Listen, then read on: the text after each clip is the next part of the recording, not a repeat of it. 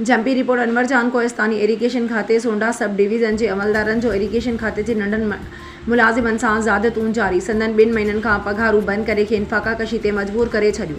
मुतासिर मुलाज़िमनि जो ठटे में एहतजाज, इंसाफ़ जो मुतालबो। उन सिलसिले में अल शहबाज़ लेबर यूनियन ऐं मुतहदा फेडरेशन ठटो पारां इरीगेशन खाते सोंडा सब डिवीज़न के SDO इरीगेशन पारां नंढनि मुलाज़िमनि सां थींदड़ नाइंसाफ़ियुनि ख़िलाफ़ हिकु एहतजाजी मुज़ाहिरो। ठटे में अल शहबाज़ लेबर यूनियन ज़िले ठटे जे सदर मीर अली सोलंगी, जनरल सेक्रेटरी अब्दुल अज़ीज़, पवर वर्कर्स यूनियन ठट्टा ड्रेनेज डिवीज़न के जनरल सेक्रेटरी ग़ुलाम रसूल मेमण, मुतहदा फेडरेशन के सदर मोहम्मद अनवर जाखरो, जनरल सेक्रेटरी नज़ीर अहमद जाखरो की अॻवानी में हथनि में बैनर ऐं पकी रिकॉर्ड खणी सख़्त एहतजाज कंदे चयो त सब डिवीज़न सोंडा जे SDO नंढनि मुलाज़िमनि जो बिलाजवाज़ जीअण जंजाल बणाए छॾियो।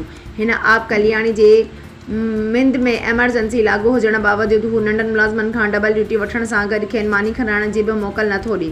हिननि चयो त मज़कूरा SDO मक़ामी 8 मुलाज़िमनि जो गुज़िरियल 2 महीननि खां पघारूं बंदि करे खेनि फ़ाक़ाकशी ते मजबूर करे छॾियो आहे, जेके पघारूं न मिलण बावजूद पंहिंजूं ड्यूटियूं सर अंजाम ॾेई रहिया आहिनि। हर साल इन अबकली में को भी मसाल थींदो आहे, राति हुजे ॾींहुं हुजे, पंहिंजे कमनि में पंहिंजे मुल्क पाप आहियूं। इहो हिकु नाम जहाद SDO जो मुर्तज़ा भुट्टो आहे सोंडा सब डिवीज़न जिन कई आहे जेके असांजा हर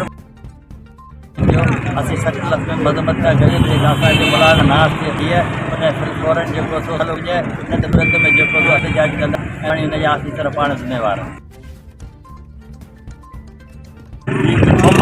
हेॾे गर्मियुनि में हेॾो वॾी गर्मी तव्हां सॼी ॾिसो केतिरे पूरे हेॾो तक़रीबन 50 साल में हेॾी गर्मी कोन्हे। दरिया बंदि हुजे, बिल्डर बंदि हुजे, मोकिली अचनि बंदि पाणी कोन्हे त हर साल लांडी हर 20 मेल बंदि थियल तमाम